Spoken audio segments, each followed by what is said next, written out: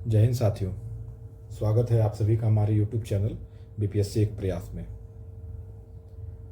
आज हम लोग प्रतियोगिता दर्पण के अप्रैल का न्यूज़ देखेंगे, जिसमें फरवरी का करेंट अफेयर रहेगा। तो बिना देरी किए चलिए हम लोग शुरू करते हैं। दिल्ली की जो नई मुख्यमंत्री बनी है वो रेखा गुप्ता जी बनी हैं। ये चौथी महिला मुख्यमंत्री बनी है दिल्ली की। जैसा कि आप लोग जानते हैं कि बिहार में दिल्ली में चुनाव हुआ था, तो बीजेपी इसमें बहुमत हासिल की थी, 48 सीटों पर जीत हासिल की, जबकि 2020 में इन्हें सिर्फ 8 सीटें ही मिली थी। और आम आदमी पार्टी को मुंह की खानी पड़ी है, 22 सीटों पर सिमट गई है, जो कि ये 2020 में 62 सीट जीती थी। कितना विधानसभा है दिल्ली में? तो टोटल 70 विधानसभा है। 1993 में गठन हुआ। 1993 में गठन होने का मतलब ये है कि कुछ समय के लिए, जब शुरू में पहला मुख्यमंत्री हमारे जो थे चौधरी ब्रह्म प्रकाश, हाँ चौधरी, मैं लिख देता हूँ, चौधरी ब्रह्म प्रकाश, ये लगभग 1952 के आसपास बने थे मुख्यमंत्री। तो हुआ ये था कि 1956 से लेकर 1993 तक ये आपका दिल्ली जो है केंद्रीय प्रशासित संघ राज्य क्षेत्र के रूप में था। इसलिए 1993 में ऐसा गठन यहाँ लिखा गया है, दोबारा गठन किया गया। चलिए आगे देखते हैं। और इसमें तो कांग्रेस का सीट आप देख ही सकते हैं, 0-0, 2 बार से यही हाल है। तो आगे का न्यूज़ है, मणिपुर में राष्ट्रपति शासन फाइनली लागू कर दिया गया। आपको जैसा पता है कि मणिपुर में बहुत दिनों से हिंसा चल रही है, वहाँ कंट्रोल नहीं हो पा रहा है। जो दो जनजाति है, जनजाति का तो ही सारा ड्रामा था, जिसमें जो गैर जनजाति मैतेई समुदाय के लोग, इनको जो जनजाति में शामिल करने को जो कहा गया, इसी के कारण तो सारा विवाद खड़ा हुआ। तो कुकी और मैतेई समुदाय के लोग के बीच में ये हिंसा हुआ था। तो राष्ट्रपति शासन कब हुआ था? लागू हुआ ये 13 फरवरी 2025 को। 11वीं बार यहाँ राष्ट्रपति शासन लगा मणिपुर में। मुख्यमंत्री भाजपा के ही थे, एन वीरेन सिंह, जिनसे कंट्रोल नहीं हुआ मणिपुर। तो कारण तो मैं आपको बता ही दिया, गैर जनजाति मैतेई समुदाय को जनजाति में शामिल करने के कारण। आगे का है न्यूज़, डीआरडीओ द्वारा बहुत ही कम दूरी की हवाई रक्षा प्रणाली का सफल परीक्षण किया गया। ये आरसीआई हैदराबाद के सहयोग से किया गया है। तो ये BSHORADS, इसका फुल फॉर्म क्या है? Very short range air defence system. परीक्षण कहाँ हुआ है? तो चांदीपुर उड़ीसा में। पोर्टेबल मिसाइल प्रणाली है ये। भारतीय थल सेना की पूर्वी कमान के कोलकाता स्थित मुख्यालय को फोर्ट विलियम का, जो कलकत्ता स्थित जो मुख्यालय है भारतीय सेना का, पूर्वी कमान है, कोलकाता ईस्ट में ही है, पता होगा आप लोगों को। तो ये फोर्ट विलियम का जो नाम बदल दिया गया और इसका नाम अब से विजय दुर्ग रहेगा। ये जो 1962 में भारतीय इंडिया चाइना युद्ध के पश्चात 1963 में ये पूर्वी कमान इसे बनाया गया है भारतीय सेना का, जिसका नाम बदल दिया गया है। इसका नाम अब विजय दुर्ग रख दिया गया है। हाल ही में सरकार द्वारा कुछ द्वीप समूह के नाम जो बदले गए हैं, देख लेते हैं वो नाम, क्योंकि ये डायरेक्ट ये क्वेश्चन सीधा आपके एग्जाम में आ सकता है। तो रॉस आइलैंड का नाम नेताजी सुभाष चंद्र बोस द्वीप, नील आइलैंड शहीद द्वीप, और हैवलॉक आइलैंड स्वराज द्वीप का, ये स्वराज द्वीप के नाम से जाना जाएगा। उत्तराखंड के पश्चात अब गुजरात में भी यूसीसी लागू करने की तैयारी कर ली गई है, और ये 5 सदस्यीय समिति का गठन भी कर दिया गया है। अध्यक्षता रंजना देसाई जी करेंगे, और 45 दिन का समय दिया गया है कि इनके अंदर आप जो भी है रिपोर्ट उसको सबमिट कर दिया जाए 45 दिन के अंदर। तो जैसा कि आप जानते हैं कि रंजना देसाई जो हैं उत्तराखंड में भी इन्होंने अध्यक्षता किया था, वहाँ जो समिति बनाई गई थी यूसीसी को लेकर, और गुजरात में भी इनके द्वारा ही अध्यक्षता किया जा रहा है। आगे देखते हैं, देश में 4 नए आर्द्रभूमि क्षेत्र को रामसर स्थल की सूची में शामिल किया गया है, और ये 89 हो गया है। तो देख लेते हैं 4 कौन कौन सा नया है। सक्कारा कोट्टई पक्षी अभ्यारण्य जो तमिलनाडु में है, ये मध्य एशियाई फ्लाईवे का हिस्सा है। और यह जो है सक्कारा कोट्टई, ये जो जलीय पक्षी है उसका प्रजनन और भोजन का अहम स्थल भी है ये सक्कारा कोट्टई। जलीय पक्षी के लिए प्रजनन और भोजन का अहम स्थल है। प्लस भोजन। आगे देखते हैं थीरथंगल पक्षी अभ्यारण्य तमिलनाडु। और कौन सा है तो खेचे ओपलरी वेटलैंड सिक्किम में है। और चौथा उधवा झील झारखंड, ये साहिबगंज में पड़ता है, झारखंड के साहिबगंज में जिला में। सर्वाधिक रामसर स्थल कहाँ है तो तमिलनाडु में है, दूसरा उत्तर प्रदेश। तमिलनाडु में समथिंग 20, हाँ 20 है, यहाँ पर 10 है। आगे देखते हैं अंतर्राष्ट्रीय घटनाक्रम। पीएम मोदी की फ्रांस यात्रा 10 से 12 फरवरी को हुई है और फ्रांस में भारत के पहले वाणिज्यिक दूतावास का उद्घाटन किया गया है और उसके साथ ही वीर सावरकर को श्रद्धांजलि दी गई है। मजार ग्यूज समाधि स्थल, ये जो मजार ग्यूज समाधि स्थल है, यहाँ द्वितीय विश्व युद्ध जो है, द्वितीय विश्व युद्ध में जो भारतीय सिपाही जो शहीद हुए हैं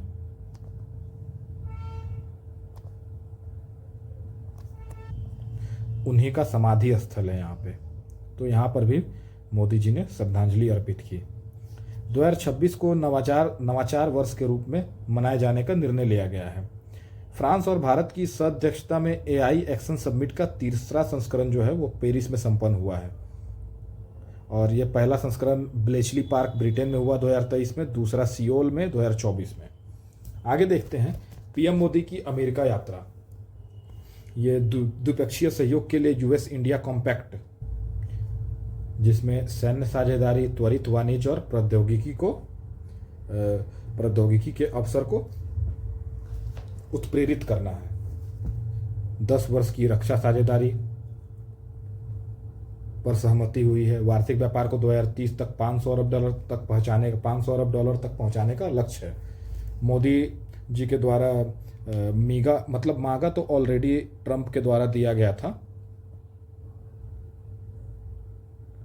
और मोदी जी ने इसमें मीगा जोड़ा। मागा मतलब मेक अमेरिका ग्रेट अगेन और मीगा मतलब मेक इंडिया ग्रेट अगेन। भ्रष्टाचार बोध सूचकांक जो ट्रांसपेरेंसी इंटरनेशनल के द्वारा जारी किया जाता है, इसमें भारत का जो रैंक है वो 96 है 180 कंट्रीज में। जैसा कि हम लोगों को पता है कि भारत में भ्रष्टाचार हर साल बढ़ ही रहा है। इसमें देख भी सकते हैं 93 रैंक था पिछला साल, इस बार और बढ़ गया है, 3 रैंक बढ़ गया है। और सबसे कम भ्रष्टाचार जहाँ पर है उसमें पहला में डेनमार्क है, दूसरा में फिनलैंड है, तीसरा में सिंगापुर है। भारत के पड़ोसी देश का क्या हाल है तो चीन 76 नंबर पे है, भूटान 18 नंबर पे, पाकिस्तान 135 पे है, बांग्लादेश 151 और सबसे लास्ट में जो है वो ओवरऑल लास्ट भी कह सकते हैं, ओवरऑल लास्ट भी है ये 168वें पे म्यांमार है। आगे है कतर के जो अमीर हैं शेख तमीम बिन हमद अल थानी, इनकी भारत यात्रा हुई है और मोदी जी अपना प्रोटोकॉल तोड़कर इनका स्वागत किया मोदी जी ने। कतर निवेश प्राधिकरण ने भारत में कार्यालय खोलने का निर्णय लिया है। कुछ महत्वपूर्ण निर्णय जो लिए गए हैं उसमें कतर निवेश प्राधिकरण है जो भारत में इनका कार्यालय खोला जाएगा और भारत को सर्वाधिक एलएनजी कतर द्वारा ही प्राप्त होता है। आगे देखते हैं 8वां हिंद महासागर सम्मेलन संपन्न हुआ है और ये हुआ है मस्कट ओमान में। इसकी थीम क्या है, समुद्री साझेदारी के लिए नए क्षितिज की यात्राएं। आयोजन कौन कौन किया तो 3 लोग मिलकर किए, इंडिया फाउंडेशन, ओमान विदेश मंत्रालय और Raja Ratnam school of international studies Singapore. उद्घाटन के मुख्य वक्ता जो हैं वो एस जयशंकर रहे हैं। पहला हिंद महासागर सम्मेलन सिंगापुर में हुआ। देख लेते हैं आर्थिक वाणिज्यिक परिदृश्य फरवरी का। तो 5 साल के दरमियान, 5 साल के बाद, बहुत दिनों बाद रेपो रेट में कटौती की गई है। कटौती 0.25% की गई है और ये दर जो घटा है, यह 7 फरवरी 2025 से यह दर घटा है। रेपो रेट क्या होता है? रेपो रेट मतलब जिस दर पर वाणिज्यिक बैंक आवश्यकता पड़ने पर आरबीआई से ऋण प्राप्त करती है। मतलब इसका ये होता है कि अगर रेपो रेट अगर बढ़ता है तो इंटरेस्ट रेट जो है पब्लिक पर वही बढ़ेगा और रेपो रेट अगर घटता है तो बैंक को कम ब्याज में आरबीआई लोन देगी और आरबीआई लोन देगी जब बैंक को कम ब्याज दर में, तो बैंक भी अपना इंटरेस्ट रेट घटाता है। जिससे पब्लिक को भी कम इंटरेस्ट रेट लगता है और बाजार में तरलता बढ़ती है। आगे देखते हैं, वही यहाँ पर मैं ऐसे यहाँ लिखा है, रेपो रेट बढ़ता है तो ब्याज दर भी बढ़ता है, रेपो रेट घटता है तो ब्याज दर घटता है, दर घटने से तरलता में वृद्धि होती है, जैसा कि मैं पहले ऊपर समझाया हूँ आपको। प्रमुख बैंक दर जो है 7 फरवरी के बाद वो देख लेते हैं आप लोग, देख लेते हैं। जो 6.50% था रेपो रेट, या 0.25% घटकर 6.25% हो गया है। रिवर्स रेपो दर 3.35%, एचडीएफ दर 6%, बैंक दर 6.50%, MSF 6.50%, CRR cash reserve ratio जिसे ये 4% और एसएलआर 18% पर है। वित्तीय वर्ष 2025-26 में जीडीपी वृद्धि दर 6.7% रहने का अनुमान है। ये आरबीआई के द्वारा अनुमान लगाया गया है।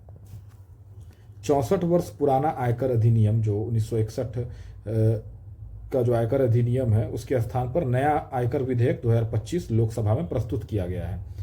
मतलब ये है कि पुराना जो टैक्स कानून है थोड़ा सा लेंदी है, तो उस हिसाब से सरकार चाह रही है कि थोड़ा इसको आसान बनाया जाए और टैक्स फ्रेंडली बनाया जाए।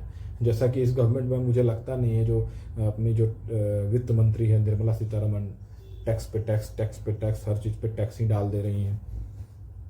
खैर आगे देखते हैं, बागवानी उत्पादन में देख लेते हैं जो देश में अग्रिम बागवानी उत्पादन 2024-25 का। तो पहले यहाँ देखते हैं सब्जी उत्पादन। तो कुल सब्जी उत्पादन कितना हुआ है 2024-25 में? 2,14,563 टन। फल उत्पादन 1,13,226 टन। मसाला उत्पादन 11,996 टन और कुल बागानी उपज 17,937 टन। तो इसमें कुल जो ये जोड़कर मैंने ऊपर लिख दिया है, तो लोग ध्यान देंगे, कुल बागवानी उत्पादन ये जोड़कर 3,62,86 टन हो गया। ये अग्रिम बागवानी उत्पादन 2024-25 का। पाकिस्तान के साथ निकटता बढ़ाते हुए पहली बार सरकारी स्तर पर बांग्लादेश का व्यापार। तो 1971 के बाद, मतलब जब से बांग्लादेश बना है 54 वर्ष के बाद लगभग, पहली बार सरकारी स्तर पर बांग्लादेश जो है पाकिस्तान के साथ व्यापार की है।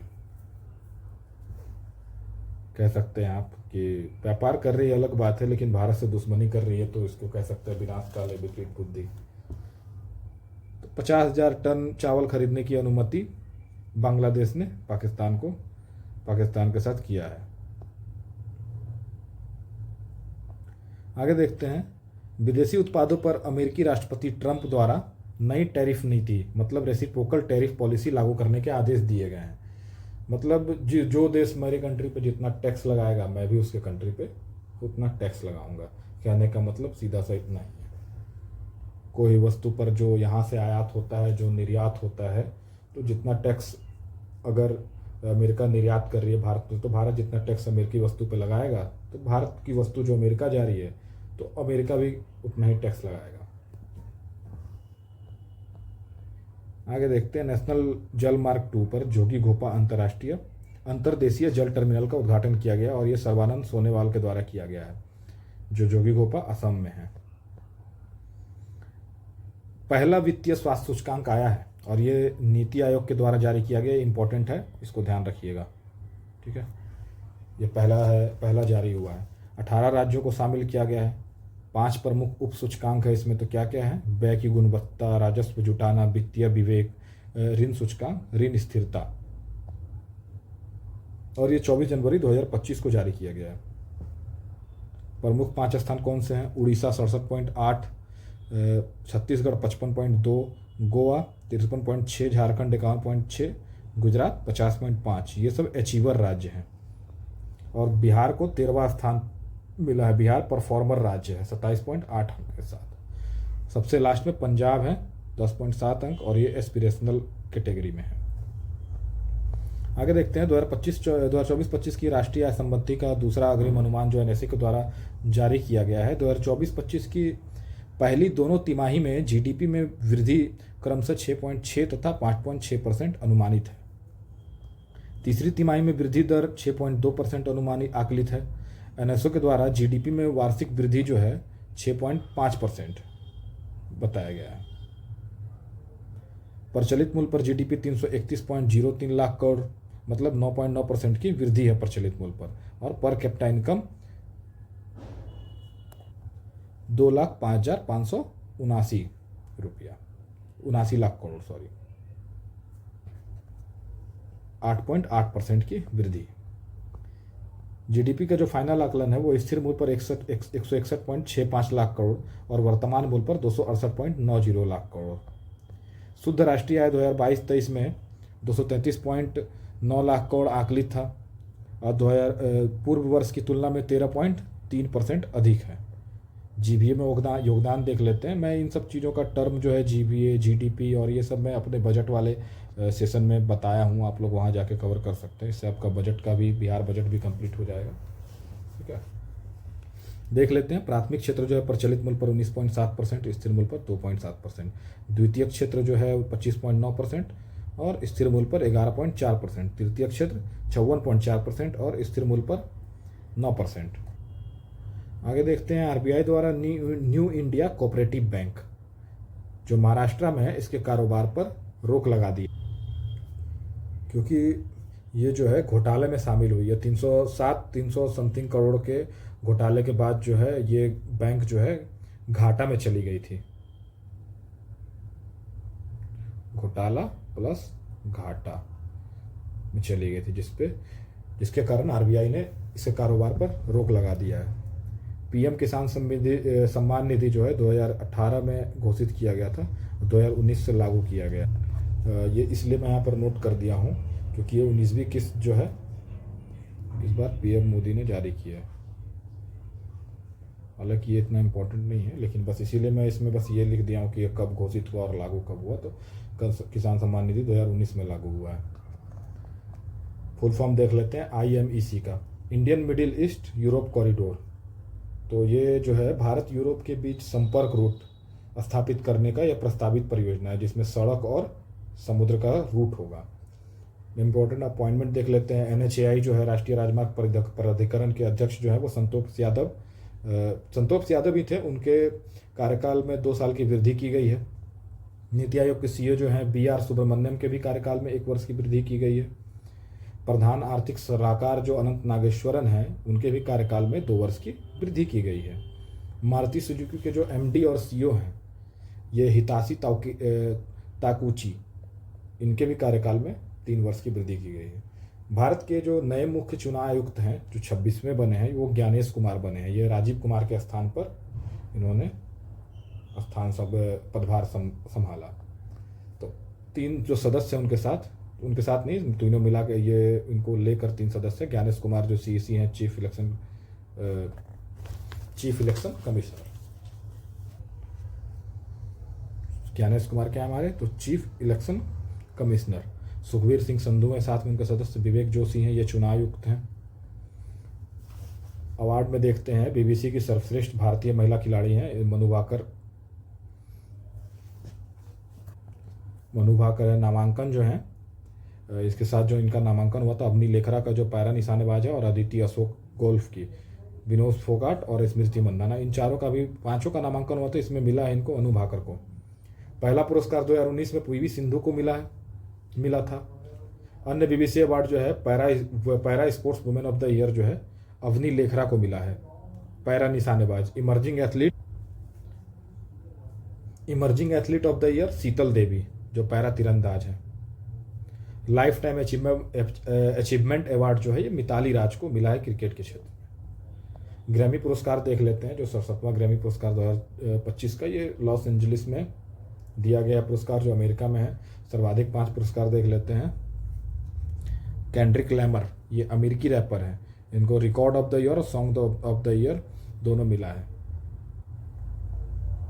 ये नाइट लाइक अस सॉन्ग गाए हैं, इन्होंने गाया है। एल्बम ऑफ द ईयर बियांसे को, और सर्वश्रेष्ठ एल्बम ये भी बियांसे को। नाइटहुड सम्मान ब्रिटेन की मानद जो है ये N चंद्रशेखरन जो टाटा समूह के चेयरमैन है, इन्हें दिया गया है। और जो इम्पोर्टेंट जो आदमी भी डेथ किए हैं उसका देख लेते हैं हम लोग। स्वतंत्र नामीबिया के जो पहले राष्ट्रपति हैं वो उनका निधन हो गया है, सैम नुजोमा। भारत के 16वें CEC का निधन हो गया है, नवीन चावला। और आगा खां चतुर्थ का निधन हो गया। ये जो इस्माइली समुदाय के आध्यात्मिक गुरु थे, इनका निधन हो गया। इम्पोर्टेंट ईयर क्या क्या है और डेज, वर्ल्ड वेटलैंड डे 2 फरवरी को सेलिब्रेट किया जाता है, वर्ल्ड कैंसर डे 4 फरवरी को, नेशनल साइंस डे 28 फरवरी को। इम्पोर्टेंट बुक क्या है? The circle of the life, Sudha Murty ji के द्वारा लिखा गया है। The new icon, Savarkar and the facts, Arun Shourie, ये तो पिछले करंट में भी था, ये इम्पोर्टेंट है। वाइल्ड फिक्शंस, अमिताभ घोष के द्वारा। आदि महोत्सव जो सेलिब्रेट किया गया 2018 से 24 फरवरी के बीच में नई दिल्ली में, तो ध्यान रखिएगा आदि महोत्सव कहाँ पर, तो नई दिल्ली में। सूरजकुंड अंतर्राष्ट्रीय हस्तशिल्प मेला जो है ये फरीदाबाद में आयोजित किया गया, हरियाणा में। थीम राज्य उड़ीसा प्लस मध्य प्रदेश, भागीदार देश बिम्स्टेक। अखिल भारतीय साहित्य सम्मेलन विज्ञान भवन में आयोजित किया गया जो नई दिल्ली में है। स्टीड फास्ट डार्ट युद्धाभ्यास, ये रोमानिया, बुल्गारिया और ग्रीस, ये 3 स्थान में आयोजित हुआ। साइक्लोन युद्धाभ्यास, यह राजस्थान में हुआ, महाजन फील्ड रेंज में। देश कौन कौन सा, तो मिस्र और भारत और मिस्र के द्वारा युद्धाभ्यास किया गया। Project water worth, Bharat plus USA plus Brazil plus south Africa plus कुछ और कंट्री भी हैं, तो बहुत ज़्यादा country, main Bharat, USA, Brazil, south Africa का नाम याद रखिए। तो इसमें क्या घोषणा किया, एआई का जो सुगम पहुंच बनाने के लिए मेटा के द्वारा घोषणा किया गया है। विश्व पुस्तक मेला 2025 ये नई दिल्ली में हुआ, संपन्न हुआ। अंडर 19 T20 महिला विश्व कप का जो दूसरा संस्करण है इसमें भारत विजेता हुआ, उप विजेता दक्षिण अफ्रीका। सर्वाधिक विकेट जो लिए हैं वो वैष्णवी शर्मा, हैट्रिक ली हैं, ये साथ में हैट्रिक भी ली है, 20 विकेट लगभग लिए हैं। तीसरा संस्करण जो होगा वो बांग्लादेश और नेपाल में होगा 2027 में। बैडमिंटन एशिया मिश्रित टीम चैंपियनशिप 2025, ये जो है किंगदाओ चीन में होगा, मतलब हो चुका है, और प्रथम स्थान जो है इंडोनेशिया ने प्राप्त किया है, चीन को हराया है इंडोनेशिया ने। एशियाई तथा राष्ट्रीय स्नूकर का खिताब जो है वो पंकज अडवाणी जी को मिला है। तो ये हमारा जो अप्रैल का जो करंट है ये समाप्त हो गया, पूरी तरह से समाप्त हो गया। वन शॉट में मैंने आपको शॉर्ट नोट्स के अकॉर्डिंग मैंने आपको बता दिया, और ये एग्ज़ाम के प्रोस्पेक्टिव से बहुत इंपॉर्टेंट है। इसको आप इस वीडियो को 2 से 3 बार अच्छे से कर जाएं, बीपीएससी के लिए और बिहार स्टेट में जो भी और सा एग्ज़ाम होता है उसके करंट अफेयर्स के लिए बहुत इंपॉर्टेंट है। और अदर स्टेट के भी करंट अफेयर्स में, हालांकि इसमें पूछा जाता है, कोई इशू नहीं है, अदर स्टेट वाले भी देख सकते हैं। मिलते हैं नेक्स्ट वीडियो में मई के करंट अफेयर के साथ। तब तक आप लोग अपना ध्यान रखिए, साथ में हमारा भी ध्यान रखिए। अपने दोस्तों के साथ वीडियो को शेयर कीजिए, चैनल को सब्सक्राइब कीजिए। मिलते हैं अगले वीडियो में। जय हिंद, जय भारत।